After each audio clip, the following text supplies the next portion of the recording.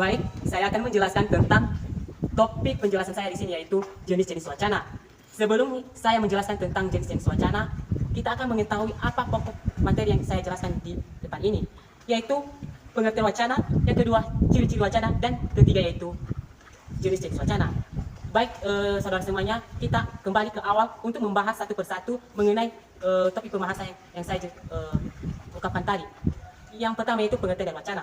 Wacana adalah satuan bahasa yang paling terlengkap, berisi lebih dari klausa atau kalimat, memiliki kohesi dan koherensi, memiliki awal yang jelas dan akhir dalam suatu kalimat tersebut, dan serta berkesinambungan baik dalam tulisan maupun tulisan. Maksudnya di sini teman-teman semua atau saudara-saudara semuanya, wacana ini yaitu satuan bahasa yang paling lengkap dan tertinggi lebih dari klausa dan kalimat. Tentunya memiliki keterkaitan antara kohesi dan koherensi, dan memiliki kesinambungan dalam sebuah wacana dalam bentuk tulisan maupun tulisan. Wacana ini menduduki sebuah posisi tertinggi dalam suatu atau satuan bahasa. Wacana ini digunakan dalam berbagai karena wacana menduduki posisi tertinggi dalam satuan bahasa atau kebahasaan. Wacana ini sering digunakan dalam berbagai bidang ilmu pengetahuan, baik melalui politik, filsafat, maupun komunikasi serta sastra dalam bahasa Indonesia. Yang kedua, kita akan menjelaskan tentang ciri-ciri wacana. Jadi, ada beberapa ciri-ciri wacana yang ada dalam sebuah wacana, yaitu satuan gramatikal, kedua, satuan terbesar, tertinggi atau terlengkap, ketiga, punya hubungan proposisi, bisa dalam bentuk tulisan maupun tulisan, memiliki hubungan kontinuitas, memiliki hubungan koherensi dan koherensi. Baik, saya akan menjelaskan satu persatu ciri-ciri wacana, yaitu yang pertama, satuan gramatikal. Dalam satuan gramatikal ini, wacana merupakan satuan gramatikal, yaitu tata bahasa yang telah ditentukan dalam suatu tata bahasa tersebut. Yang kedua, satuan terbesar, tertinggi atau terlengkap. Wacana ini memiliki atau termasuk dalam satuan terbesar atau dalam suatu wacana tertinggi dalam sebuah kajian linguistik atau kebahasaan dalam sebuah wacana. Yang ketiga, punya hubungan prosesi. Prosesi merupakan yaitu ungkapan yang dapat dipercaya atau dapat dibuktikan secara kebenaran. Kebenarannya berarti wacana harus dapat dibuktikan kebenarannya atau dapat dipercaya oleh orang lain dalam hubungan prosesi dalam suatu wacana tersebut. Yang keempat yaitu bisa dalam bentuk tulisan atau tulisan. Jadi di sini dalam sebuah wacana ini atau cara penyampaian di sini bisa dalam tulisan maupun dalam lisan. Tulisan ini dalam bentuk teks dan lisan itu dalam bentuk ucapan yang disampaikan oleh pembicara. Kelima yaitu membahas topik atau hal tertentu.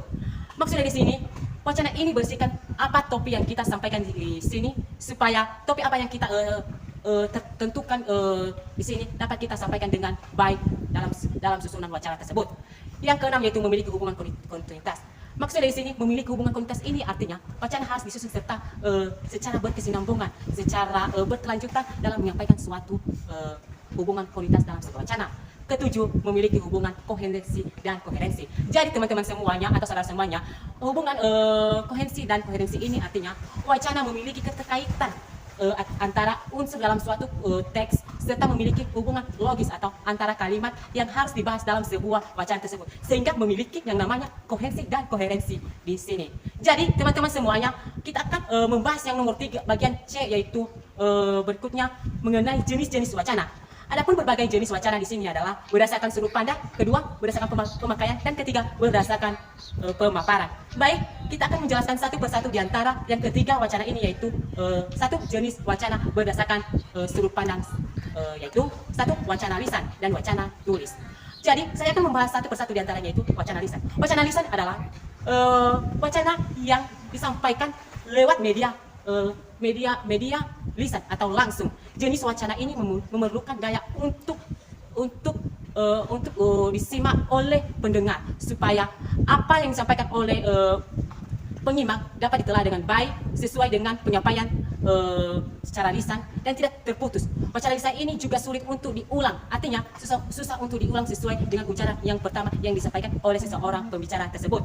Dalam penyampaian wacana lisan ini jauh lebih pendek dibanding wacana tulis. Selain itu, mempunyai wacana ini juga harus memakai gerakan tubuh seperti yang saya menjelaskan di sini, harus memakai anggota gerakan tubuh sesuai dengan penjelasan yang saya sampaikan dan sesuai konteks yang kita sampaikan di sini. Yang kedua yaitu wacana tulis. Wacana tulis ini adalah penyampaian wacana lewat media tulis atau teks. Jenis wacana ini dianggap lebih efektif dan lebih menyenangkan oleh setiap individu dibandingkan secara lisan, karena wacana tulis ini bisa dituliskan dalam bentuk teks dan bisa diulang kembali apa yang disampaikan dalam sebuah teks tersebut, sehingga penyampaian wacana melalui tulis ini dapat kita pahami dan bisa dimengerti oleh orang lain.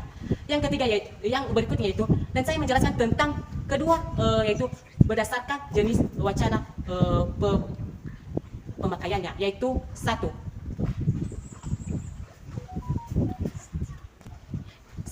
wacana monolog merupakan jenis wacana. Wacana monolog merupakan jenis wacana yang disampaikan oleh satu orang tanpa melibatkan oleh orang lain. Wacana ini bisa kita dapat temui dalam beberapa, yaitu satu, khotbah, orasi, dan lain sebagainya. Wacana monolog ini terjadi pendengar tidak menggampai secara langsung apa yang disampaikan penyampaian wacana tersebut. Yang kedua, wacana dialog merupakan jenis wacana yang dipakai dalam bentuk interaksi. Wacana ini terjadi ketika ada orang atau lebih saling berinteraksi dan terjadi penggantian peran dalam menyampaikan suatu argumen mengenai wacana yang ada di dalam sebuah wacana tersebut. Jenis wacana ini mudah ditemui dalam percakapan sehari-hari. Yang ketiga yaitu wacana polemik. Artinya di sini jenis wacana yang melibatkan lebih dari dua orang atau semuanya berperan aktif dalam sebuah interaksi, semua dalam menggunakan atau menyampaikan suatu wacana polemik tersebut. Jadi yang terakhir itu berdasarkan jenis wacana menurut pemaparan, yaitu satu, wacana naratif, kedua wacana prosedural, yang ketiga wacana deskriptif, wacana eksposisi, dan wacana persuasif. Baik teman-teman semua atau saudara semua, saya akan menjelaskan satu persatu di antara pemaparan, yaitu wacana naratif. Wacana naratif ini adalah wacana yang